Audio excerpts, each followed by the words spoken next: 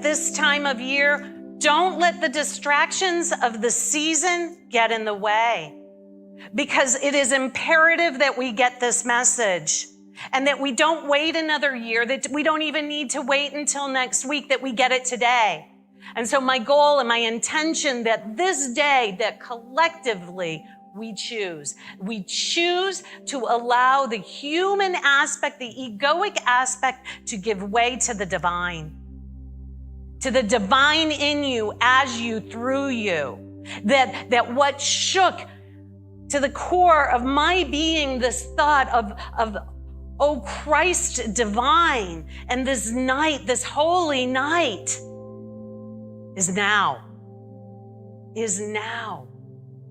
And it is in and as each one of us, may we regard one another with that same expectancy, that same prophecy, that same love, unconditional, that same expectation of being saved, as if there was ever anything to be saved from other than that human aspect, the egoic aspect, the separated self, fear giving away to love.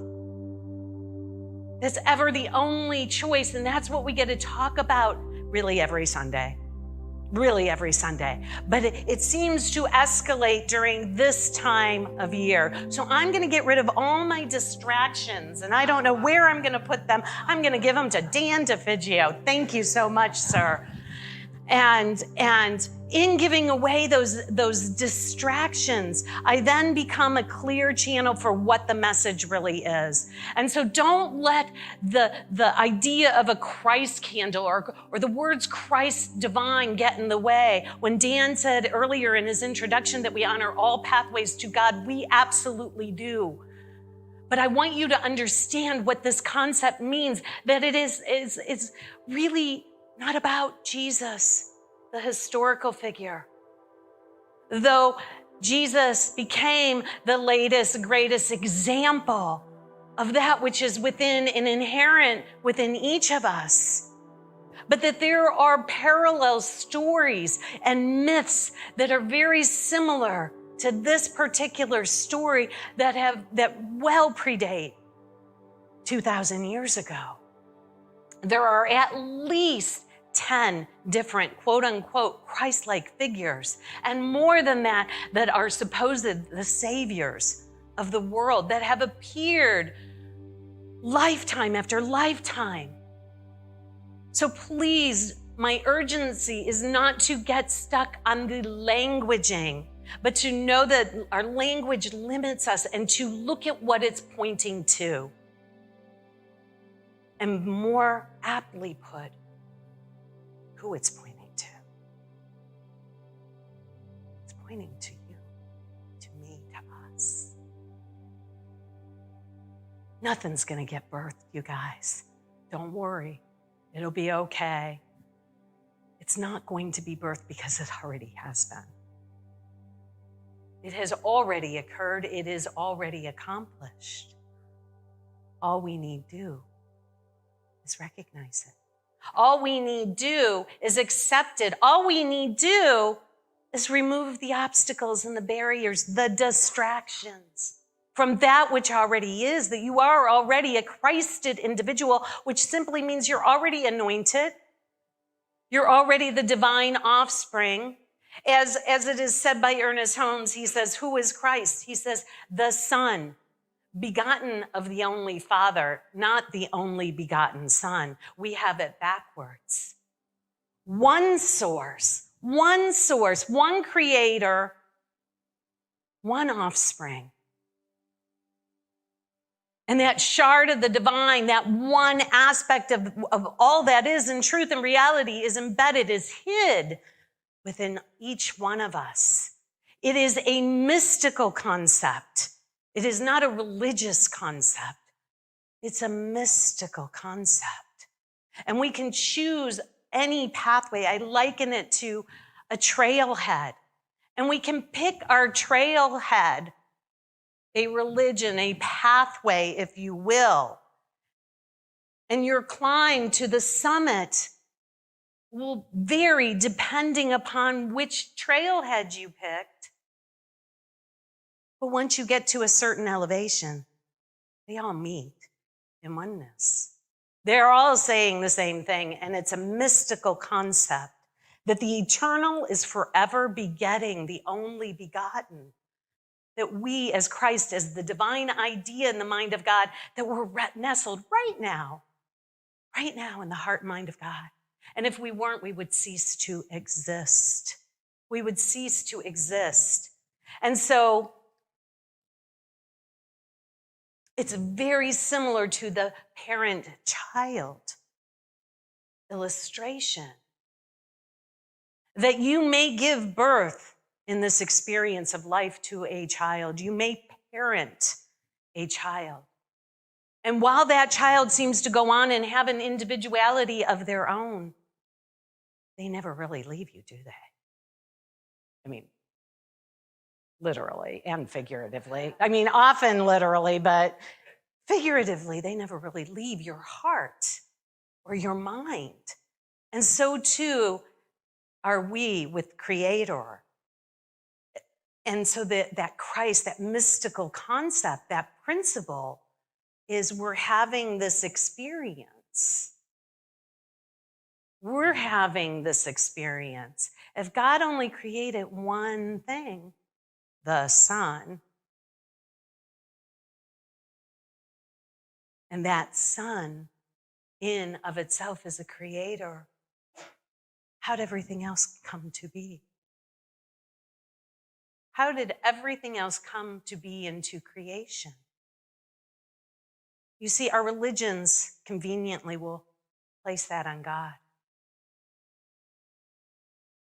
But I say it's our creation.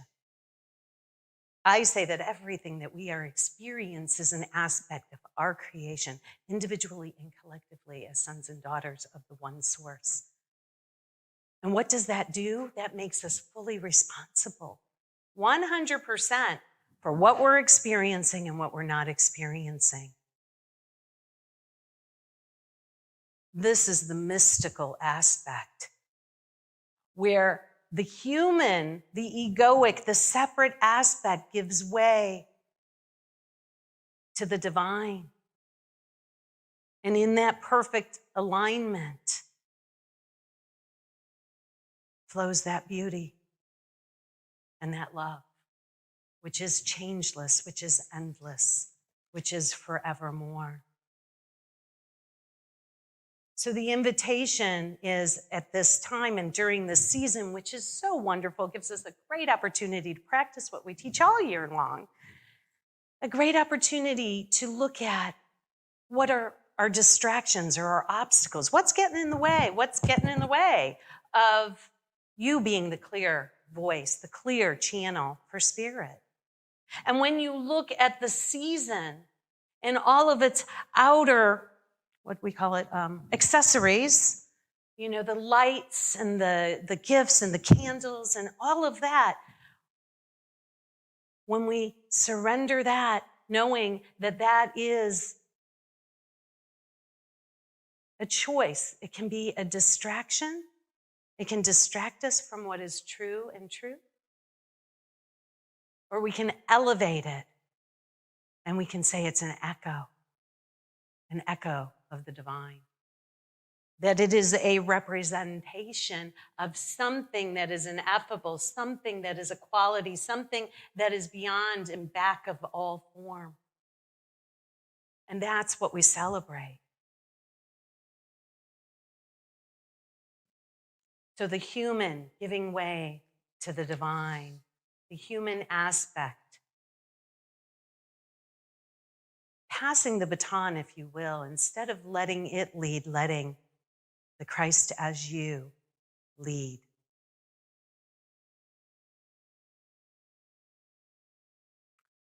My goal, and the reason I think that this is so important for us to go here, folks, is because there are probably people in this community, in this audience, that has some woundedness from their religion of upbringing. And some of it may have to do with Christmas or with Christianity. And so look where your triggers are and look at them and begin to forgive, begin to realize that we're talking about a mystical teaching that is beyond anything that could ever be confined in a religion. Begin to erase the whiteboard, if you will, and go within to the authority of your own soul and ask from that divine self what is true.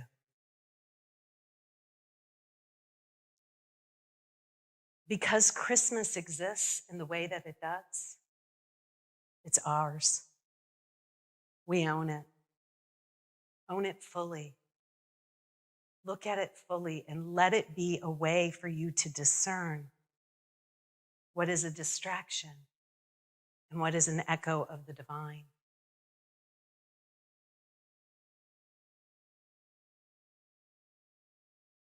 Science of mind will improve our lives and our living so that the distractions of our lives will be diminished. But science of mind and spirit leads to awakening and to enlightenment. We must add and surrender to what Ernest Holmes would say, love pointing the way. He says, love points the way, and the law makes it happen. But if you look longingly, lovingly, and focus on love, the law will take care of itself. You see, it's very simple. If my eye is single, my whole body shall be filled with light. My physical body, my body of experiences, my emotional body, my relational body, my chakras, that alignment, if I focus on one thing and make the main thing the main thing. No distractions. Take off those, I don't know why I can't think of that word. The distractions, the accessories. See, I've let it go. I can't bring it back. I mean, geez, it's gone. So enlightenment, what the heck is that? So Wayne Dyer says, if you want to know whether you're enlightened or not, spend the week with your family. Right? You're all about to spend the week with your family, I bet. So this is the opportunity to really know the level of your enlightenment. Eckhart Tolle tells this story about enlightenment. What is it? And this is the story he tells. A beggar had been sitting by the side of the road for 30 years. And one day a stranger walks by and says, and the beggar says automatically, spare some change. And he mechanically holds out his baseball cap. And the stranger says, I have nothing to give you. Then he asked, what's that you're sitting on? And the beggar replies, nothing. Just an old box. I've been sitting on it for as long as I can remember. Stranger asks, have you ever looked inside? Beggar says, no. What's the point? What's the point? There's nothing in there. Have a look inside, insisted the stranger. And the beggar managed to pry open the lid, and with astonishment, disbelief, and elation, he saw that the box was filled with what? Gold. The box was filled with gold. I am that stranger. Jesus is that stranger. Buddha is that stranger. Krishna is that stranger. Zoroaster is that stranger. I have nothing to give you. I have nothing to give you. And if anybody says that they really do, run the other way. Run the other way. We must look within We must look within. And you might say, well, I'm not a beggar. I don't see how that story applies. Anyone who has not found their true wealth, their radiant joy of being, their deep and unshakable peace, are beggars, even if they have great material wealth. Where are we looking outside for scraps? Where are we looking outside for pleasure or fulfillment or for validation, for security, for love? It's not out there, and it never will be. The pathway is within and within only. You may have an object of your affection in your life, a spouse, a lover, a friend, a pet. I invite you to let that obstacle of your affection be a stand-in for all of creation, to begin to take away the distraction of things being special, people being special. Because folks, everything that's born in time will end in time. The relationships, the lives in this experience. If that is what you are counting on, or who you are counting on, there will come a day of disappointment and sadness. If you're looking for them to be your salvation, it is within you. Many years ago, and I've shared this story before, but briefly it bears repeating. There was a woman, her name was Forenza. And Forenza became my spiritual mentor, my first spiritual mentor in this teaching. I was living in Kansas City, and I was listening to cassette tapes, okay? So this was like in the mid-90s. And I was listening to Reverend Michael Beckwith at Agape. And he introduced this woman named Forenza, and they celebrated her 80th birthday. And he brought her on the stage. Now, mind you, I couldn't see her, but I could feel and hear what was going on. And he introduced her, and he said, this is what 80 looks like when you pray and you meditate and you make God the main thing in your life. And I could imagine that she was just this beautiful, vital person. But when I heard her she spoke to my heart. So much so that I tracked her down and called her. And she became my practitioner, my spiritual counselor over the phone. Years later, I moved to Los Angeles, and I got to sit at her feet, so to speak. And she was my spiritual teacher then. And I loved her dearly. And what I loved about her is that when I was with her, I felt loved. And I felt loved by my parents. She had no reason to love me. She didn't give birth to me. She didn't raise me. This was a woman that loved me unconditionally. And when I would sit with her, she'd have 2 chairs and she'd have some tea and she'd have a blanket and she'd cover my feet. We're in California, but it was love and loving, and I felt loved by her. And she passed away. She consciously let go of her body, consciously let go of this life. And when she did, I went to her memorial, and I sat in a space like this. And I remember thinking, God, she loved me more than anybody else. And I mean, there's nobody who she loved more. She called me darling, darling, darling every time I saw her. And people came up to the stage and they shared how much she loved them. And I remember sitting there going like, what? She loved them, and she loved that person and that person and that person. And for a moment I sank because I wasn't special any longer. Be careful what you make special. Be careful who you make special in your love. The lesson for me was a shift from this idea of specialness to this idea of unconditional, absolute love. that wasn't connected with the personality, was not connected with who I was or what I did or whether I was their offspring. It was just love, no strings attached. And she loved everyone. My call to you today is to begin to release the specialness of Christmas, the specialness of Jesus, the specialness of Mary and Joseph and all of the characters in this scene.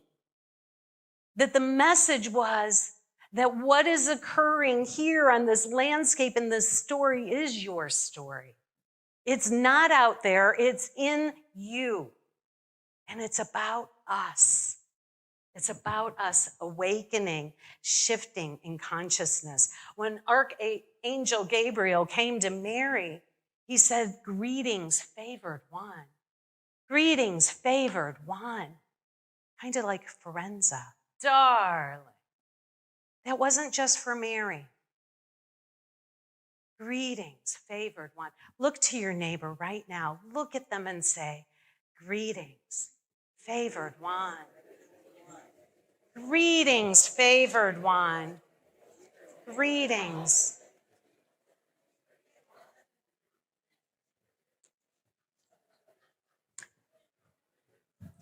All right, enough of that.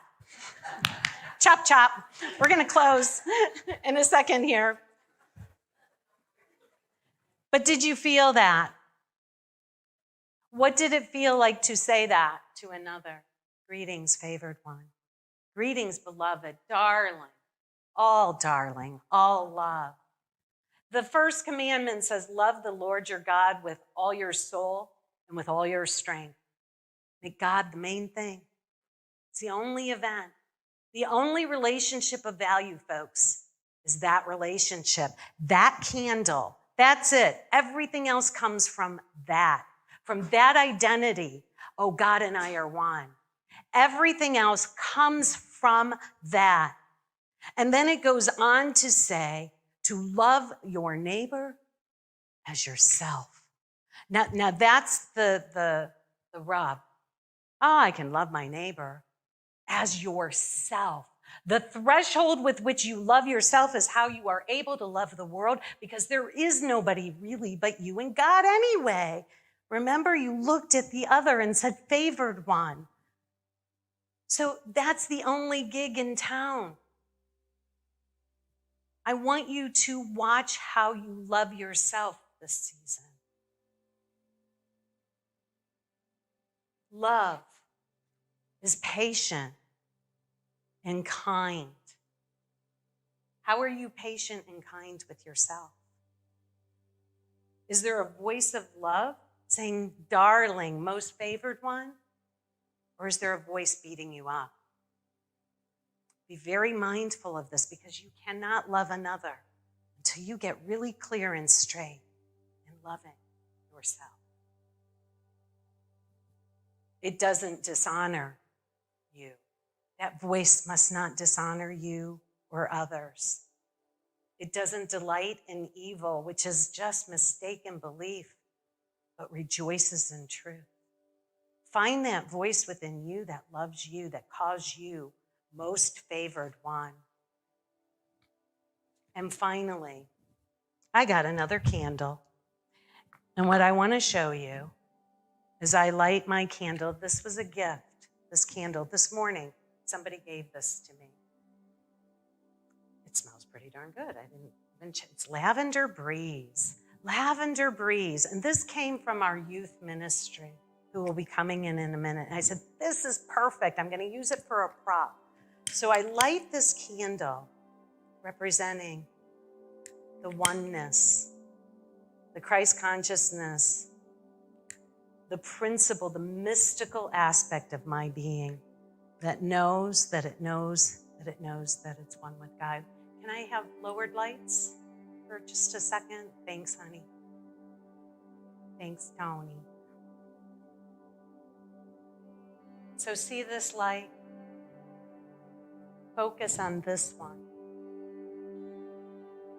That light is within you, is you, as you. And while it can never be extinguished, This is what happens when we go into fear, when we go into lack.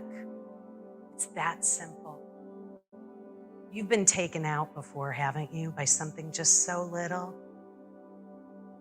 Align continuously. It's a practice.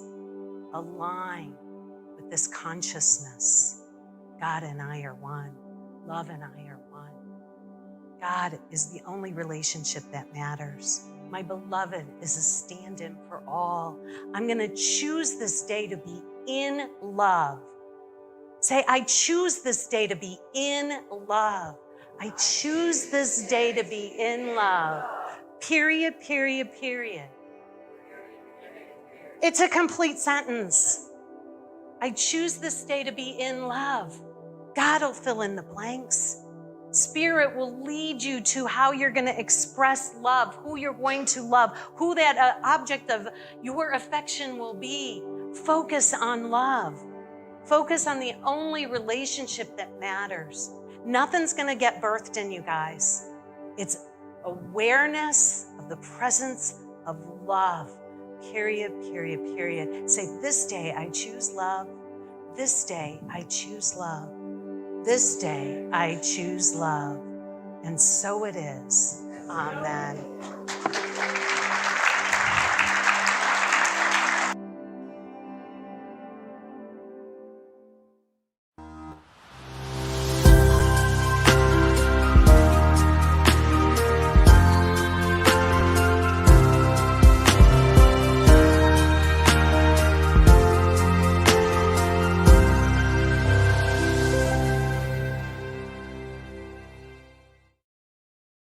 New Thought Media Network is on the rise. We're looking to grow with you. Do you have technical media experience? Or perhaps a desire to learn? Are you willing to volunteer your precious time and attention? We share this message to benefit all. If you possess a computer with a camera and a microphone, we will share our knowledge with you. Behind the scenes or being the star, let us bless our one. Contact us at info@ntmedia.org.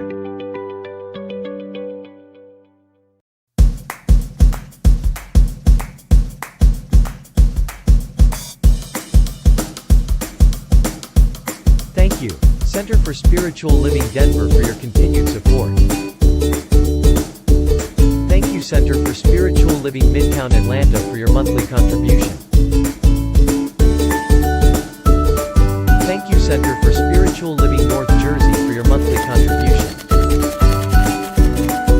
And Suze Ajit, thank you for your very generous donation.